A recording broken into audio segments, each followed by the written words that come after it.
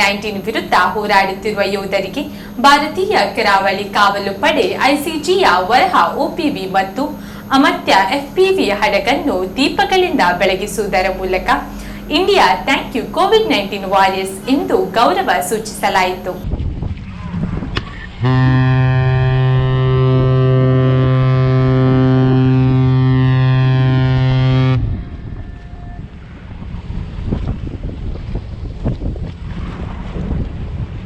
ಈ ಹಡಗುಗಳು ಪಣಂಬೂರಿನ ತೀರದ ಸಮೀಪಕ್ಕೆ ಬಂದ ಕಾರಣ ಅಂಚಿನಲ್ಲಿ ಹಸಿರು ಬೆಳಕು ಹಾಗೂ ಬೆಳಕಿನ ಚಿತ್ರಣಗಳು ಸುಂದರವಾಗಿ ಗೋಚರಿಸಿದವು.